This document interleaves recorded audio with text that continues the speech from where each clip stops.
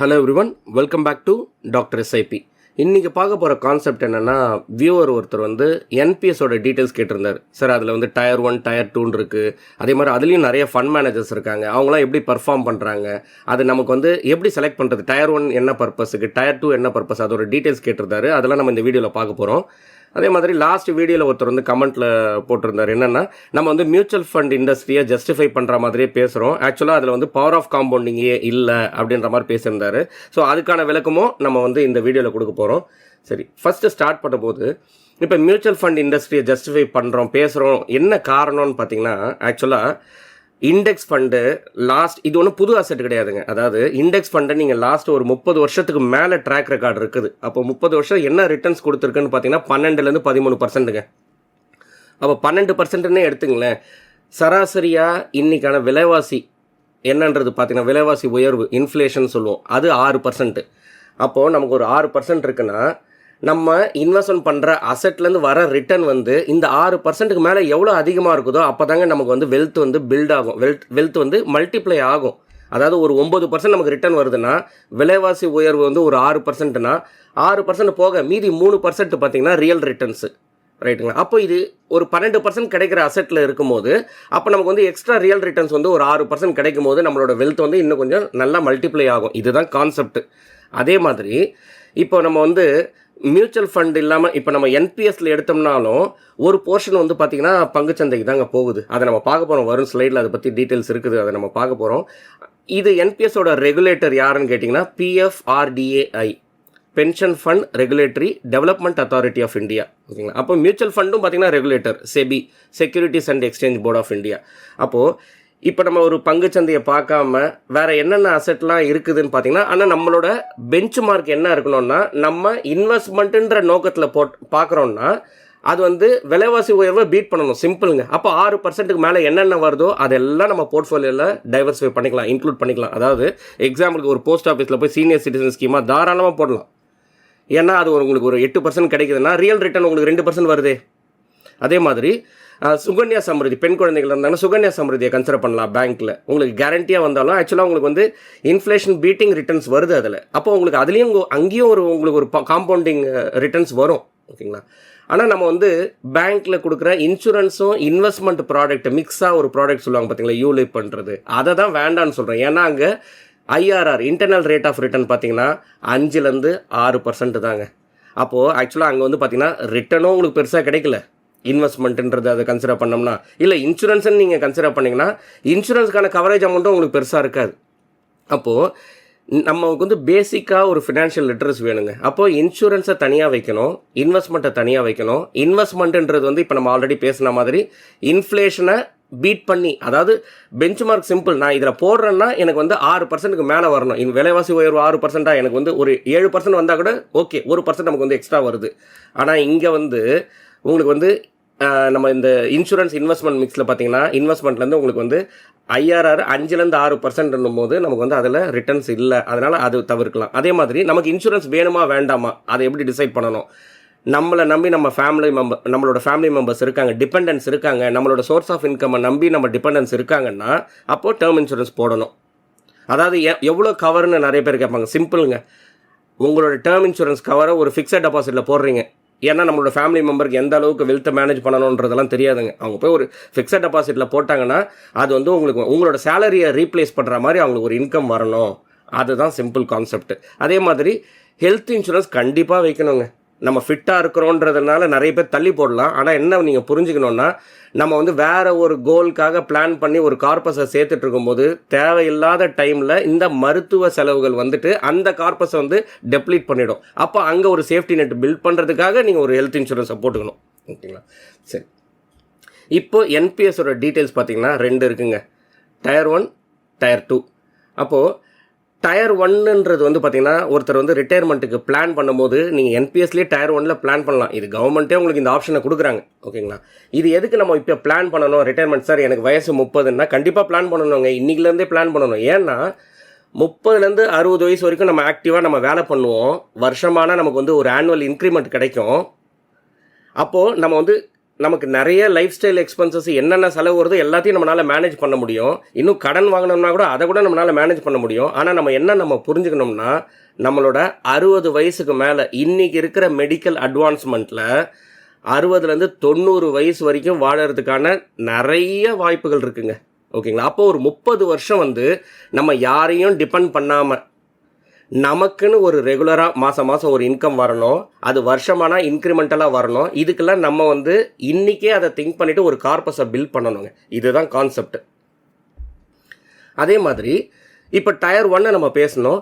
Tyre 2 என்ன ஆப்ஷன்னா, ஒரு சிலர் எனக்கு டைரெக்டாக பங்குச்சந்தைக்கு போக தெரியாது, எந்த ஸ்டாக் வாங்கணுன்றதுலாம் தெரியாது, பங்குச்சந்தையில் ஏற்ற இறக்கம் அதிகமாக இருக்குது, அதை பற்றிலாம் தெரியாதவங்க பார்த்தீங்கன்னா கவர்மெண்ட் இது போஸ்ட் ஆஃபீஸில் போனீங்கனாலும் அந்த என்பிஎஸ் நீங்கள் அக்கௌண்ட் ஓப்பன் பண்ணலாம். உங்களோட பக்கத்தில் இருக்கிற பேங்க்கில் போனீங்கனாலும் என்பிஎஸோட அக்கௌண்ட் ஓப்பன் பண்ணலாம். இதில் டயர் 1 நம்மளோட ரிட்டையர்மெண்ட் பிளானிங்க்கு சொன்ன பாருங்க. அதில் என்ன ஒரே ஒரு கேட்ச்னா 60 வயசு வரைக்கும் லாக்இன். ஆனால் அது நல்லது தாங்கன்ற நான். ஏன்னா நீங்கள் லாக் பண்ணாதான் எந்த ஒரு மற்ற தேவைக்காக எடுக்க மாட்டீங்க, மற்ற செலவுக்காக நீங்கள் எடுக்க மாட்டீங்க. உங்களை ஃபஸ்ட்டு அதில் உங்களுக்கான சேஃப்டியை ஃபஸ்ட்டு பண்ணிடுறீங்க. அந்த 60 வயசுக்கு மேலே ஆன்யூட்டி பிளான் வாங்க சொல்லுவாங்க. ஓகேங்களா? அது இல்லாமல் ஆக்சுவலாக டயர் 1 நீங்கள் ஓப்பன் பண்ணிட்டீங்கன்னா டயர் 2 உங்களுக்கு ஆப்ஷன் இருக்குங்க. அப்போ டயர் 2 எப்படி வேலை செய்யுதுன்னு பார்த்தீங்கன்னா, அது மியூச்சுவல் ஃபண்ட் மாதிரியே வேலை செய்யுதுங்க. சிம்பிளாக நம்ம புரிஞ்சுக்கிறதுக்காக சொல்ல வரேன் நான். ஏன்னா நீங்கள் ஒரு இண்டெக்ஸ் ஃபண்டை தேர்ந்தெடுத்தீங்கன்னா கூட நிஃப்டி 15 எடுத்துப்போம். அது பார்த்தீங்கன்னா இந்தியாவில் இருக்க டாப் 50 கம்ப்ளீட்டாக ஈக்விட்டி தாங்க.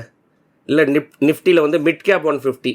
ஓகேங்களா? மிட் கேப் இண்டெக்ஸ் சொல்லுவாங்க, ஸ்மால் கேப் இண்டெக்ஸ்னு சொல்லுவாங்க. அதாவது நம்ம லாஸ்ட் வீடியோலேயே நம்ம பேசணும் பார்த்தீங்களா, ஸ்மால் கேப் இண்டெக்ஸே ஒஸ்ட் ரிட்டர்ன் ரோலிங் ரிட்டர்ன்ஸில் நம்ம பார்க்கும்போது லாஸ்ட் வீடியோ பார்த்தவங்களுக்குலாம் தெரியும் 55% டவுன் ஆகிருக்கு.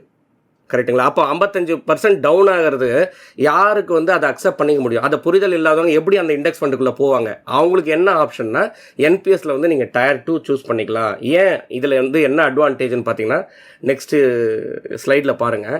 இது என்பிஎஸ்ங்க.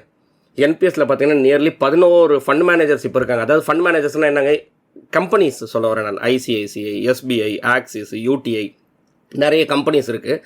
அதே மாதிரி இதில் 3 அசெட் கிளாஸ் இருக்குது. அதாவது ஒரு டைரெக்டாக ரிஸ்க்கு போகாமல் 3 அசெட் கிளாஸில் இங்கே ஒரு டைவர்சிஃபிகேஷன் கிடைச்சிடுதுங்கன்ற நான். அதாவது ஒரு மல்டி அசெட் ஃபண்டு, ஆக்டிவ் ஃபண்டில் நம்ம போனோம்னா ஒரு மல்டி அசெட் ஃபண்டை நிறைய பேர் ப்ரிஃபர் பண்ணுறதுக்கு நம்ம சொல்லுவோம். ஏன்னா உங்களுக்கு மார்க்கெட் எந்த அளவுக்கு போகுன்றது தெரியாது. ஒரு ஃபண்ட் மேனேஜர் அதை கரெக்டாக பார்த்துட்டு எந்த டைமில் ஈக்விட்டியில் நம்மளோட இன்வெஸ்ட்மெண்ட் இருக்கணும், எவ்வளோ போர்ஷன் டெட் பாண்ட்ஸில் இருக்கணும், எவ்வளோ போர்ஷன் கோல்டு சில்வரில் இருக்கணும் அப்படின்றது பார்க்குற மாதிரி இங்கே உங்களுக்கு என்பிஎஸ்லையும் பார்த்தீங்கன்னாலும் 3 அசெட் கிளாஸோட சாய்ஸ் வந்துடுது. அப்போது ஒரு காமன் மேனுக்கு எனக்கு டைரெக்டாக ஸ்டாக்கை பற்றி தெரியாது, இண்டெக்ஸ் ஃபண்டை பற்றி தெரியாது, மியூச்சுவல் ஃபண்டில் டைரெக்ட் ரெகுலர் இதெல்லாம் நிறைய கன்ஃபியூஷன் இன்றைக்கி தேதியில் இருக்கும்போது சிம்பிளாக அவங்க வீட்டு பக்கத்தில் இருக்கிற பேங்க்கோ போஸ்ட் ஆஃபீஸில் போயிட்டு இந்த என்பிஎஸ் அக்கௌண்ட்டை டயர் 1க்குங்க ஒரு மினிமம் அமௌண்ட் அவங்களோட ரிட்டையர்மெண்ட்டுக்கு அவங்க சேர்த்துக்கிட்டே வரணும். அதே மாதிரி டயர் 2ல் அவங்க வெல்த்துக்கு பிளான் பண்ணிக்கிறதுங்க. என்ன டயர் 2க்கும் டயர் 1க்கும் டிஃப்ரென்ஸ்? டயர் 1ல் லாக்இன் 60 வயசு வரைக்கும் சொன்னோம் பார்த்தீங்களா. டயர் 2ல் அவங்களுக்கு எப்போ தேவையோ பணத்தை எடுத்துக்கலாம், ரிடம்ஷன் பண்ணிக்கலாம். ஓகேங்களா? அவங்க அக்கௌண்ட்டுக்கு வந்துடும். இந்த 11 ஃபண்ட் மேனேஜரில் பார்த்தீங்கன்னா இவங்க எப்படி பர்ஃபார்ம் பண்ணியிருக்கிறாங்கன்றது இந்த ஸ்லைடில் பார்த்தீங்கன்னா தெரியும். இந்த டேட்டா வேல்யூ ரிசர்ச்லேருந்து எடுத்தது, ஆகஸ்ட் 2026 லேட்டஸ்ட் டேட்டாங்க. ஸோ இதில் ஈக்விட்டி பிளான் இப்போ டயர் 1ன்னு எடுத்துக்கிறோன்னு வச்சுங்க. ஈக்விட்டி பிளானில் ஹெச்டிஎஃப்சி, ஐசிஐசிஐ, கோட்டக் நல்லா பெர்ஃபார்ம் பண்ணியிருக்காங்க. அதாவது 3 வருஷம், 5 வருஷம், 10 வருஷம். இப்போ 10 வருஷம்னு எடுத்திங்கன்னா ஹெச்டிஎஃப்சி பாருங்கள் 12.8, ஐசிஐசிஐ 12.7, கோட்டக் 12.6ங்க. ஒரு லாங் ட்ராக் ரெக்கார்டில் நல்லா பர்ஃபார்ம் பண்ணியிருக்காங்க. இதை 5 இயர்ஸ்லேயும் இவங்க 3 பேர் கொஞ்சம் நல்லா பர்ஃபார்ம் பண்ணியிருக்காங்க. இதை கவர்மெண்ட் பாண்ட் எடுத்துட்டிங்கன்னா இப்போ 5 இயர் பீரியடில் பார்த்தீங்கன்னா எல்ஐசி 6.5, எஸ்பிஐ 6.4, ஹெச்டிஎஃப்சி 6.1. இதே 10 இயர் பீரியடில் பார்த்தீங்கன்னா எல்ஐசி நல்லா பண்ணியிருக்கு 7.8, எஸ்பிஐ 7.3, ஹெச்டிஎஃப்சி 7.2. இப்போ கார்பரேட் டெட் பிளான் அப்படின்னு எடுத்துட்டோம்னா ஹெச்டிஎஃப்சி இப்போ ஒரு 10 இயர் பீரியடில் 8%, எஸ்பிஐ 7.7, ஐசிஐசிஐ 7.7. இது டயர் 2ல் பார்த்தீங்கன்னா அதே ஹெச்டிஎஃப்சி, ஐசிஐசிஐ, கோட்டக் இவங்க 3 பேரும் கன்சிஸ்டண்ட்டாக பர்ஃபார்ம் பண்ணுறாங்க. அப்போது நமக்கு 11 ஃபண்ட் மேனேஜரில் ரொம்ப கன்ஃபியூஷனாக இருந்துச்சுன்னா யார் ஒரு 3 வருஷம் இல்லை 5 வருஷம் 10 வருஷத்தில் ட்ராக் ரெக்கார்டில் கன்சிஸ்டண்ட்டாக பண்ணுறாங்கன்னு பார்த்தீங்கன்னா இந்த நேம்ஸ் தாங்க. அதாவது ஹெச்டிஎஃப்சி, ஐசிஐசி. இப்போ ஆக்சுவலாக நீங்கள் ஈக்விட்டி பிளான் மட்டும் இல்லை, இப்போ கவர்மெண்ட் பாண்டில் பார்த்தீங்கன்னாலும் ஹெச்டிஎஃப்சியோட பேர் வருது, கார்பரேட் பாண்டில் பார்த்தீங்கன்னாலும் ஹெச்டிஎஃப்சி வருது, ஐசிஐசிஐ வருது. ஓகேங்களா. இப்போ கவர்மெண்ட் பாண்டில் நமக்கு இருந்ததுன்னா இங்கே எஸ்பிஐ பேர் வருது, இங்கேயும் எஸ்பிஐ வருதுங்க. வெறும் கவர்மெண்ட் பாண்டு மட்டும் பார்த்தீங்கன்னா எல்ஐசி கொஞ்சம் நல்லா பண்ணுறாங்க, ரைட்டுங்களா. இப்போ நமக்கு ஆக்சுவலாக என்பிஎஸ்சில் இருக்கிற ப்ளஸ்ஸே என்னென்னா, ஒரே ஃபண்ட் மேனேஜர் வேணுனாலும் நம்ம வந்து எல்லாத்துக்கும் வச்சுக்கலாம். அதாவது ஈக்விட்டிக்கும், கவர்மெண்ட்டுக்கும், கார்ப்பரேட் டெட்டுக்கும், டயர் 2க்கும் அந்த மாதிரி நம்ம வந்து வச்சுக்கலாம்.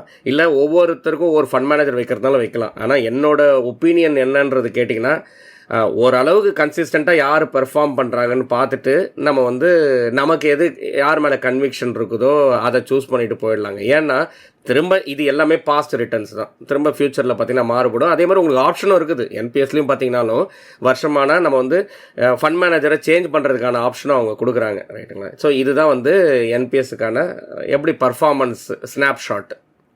சரி, அடுத்தது நம்ம வியூவர் கேட்டிருந்தது பவர் ஆஃப் காம்பவுண்டிங் வந்து மியூச்சுவல் ஃபண்டில் எங்கே நடக்குது அப்படின்னு கேட்டிருந்தாரு. அவருக்கான விளக்கம் தான் நம்ம இந்த ஸ்லைடு, ரொம்ப இம்பார்ட்டண்ட்டான ஸ்லைடு.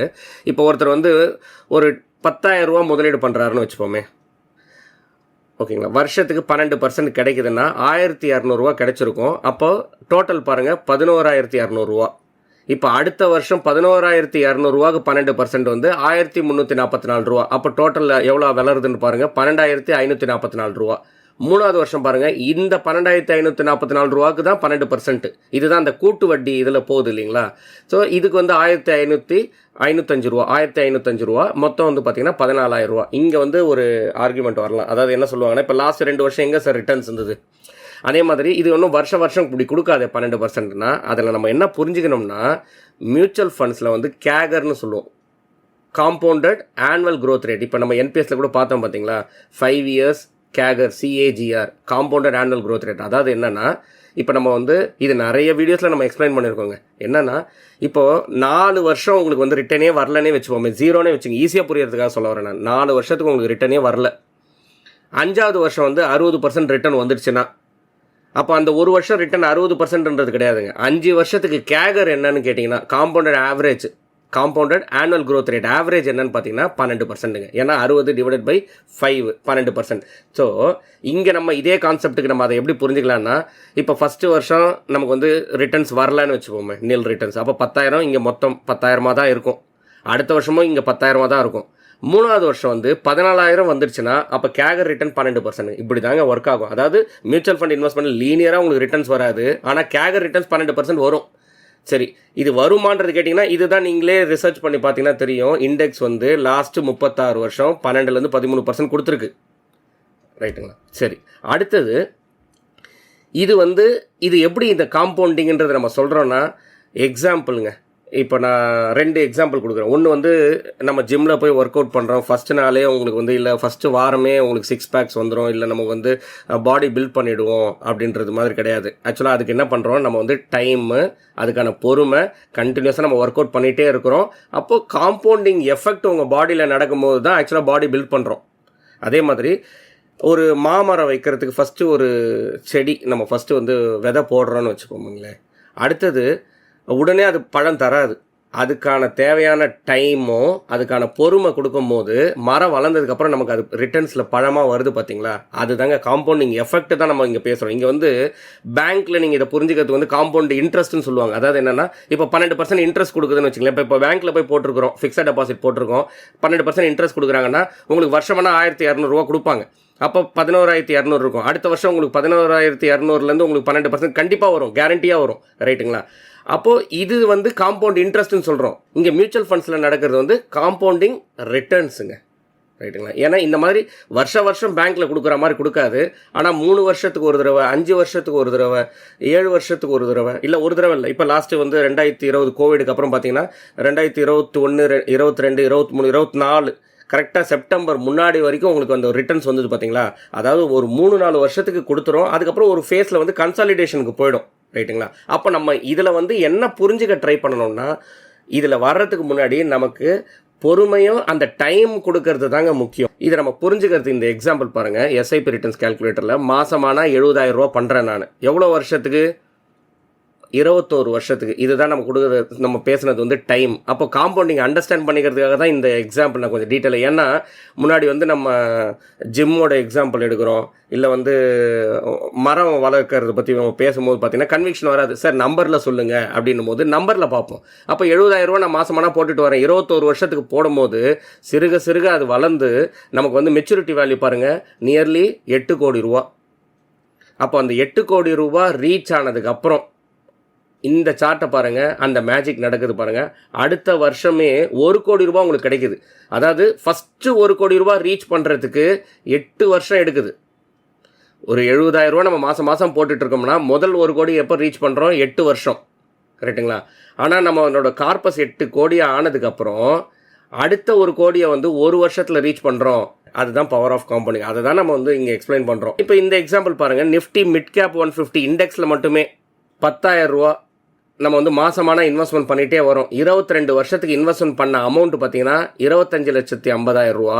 அதோட வேல்யூ பார்த்தீங்கன்னா 2 கோடி ரூபாங்க. அதுதான் பவர் ஆஃப் காம்பவுண்டிங். இதோட நம்ம இந்த வீடியோட எண்டுக்கு வந்தாச்சு. நாங்கள் AMFI registered mutual fund SIF distributor ARN 303641. இந்த வீடியோ பிடிச்சிருக்குன்னு நான் நம்புகிறேன். உங்களுக்கு இந்த மாதிரி ஏதாவது ரெக்குவயர்மெண்ட் இருந்ததுன்னா கமெண்ட் செக்ஷனில் போடுங்க. கண்டிப்பாக வரும் வீடியோஸில் நம்ம அதை கவர் பண்ணுவோம். இந்த வீடியோ பிடிச்சிருந்தால் லைக் பண்ணுங்கள். நம்ம சேனலை இது வரைக்கும் சப்ஸ்கிரைப் பண்ணாதவங்க சப்ஸ்கிரைப் பண்ணிக்கோங்க. இன்னொரு இன்ட்ரெஸ்டிங்கான வீடியோவில் திரும்ப வந்து உங்களை ரீச் பண்ணுறேன். தேங்க்யூ ஃபார் வாட்சிங். Happy investing. மியூச்சுவல் ஃபண்ட் முதலீடுகள் சந்தை அபாயங்களுக்கு உட்பட்டவை. திட்டம் தொடர்பான அனைத்து ஆவணங்களையும் கவனமாக படிக்கவும்.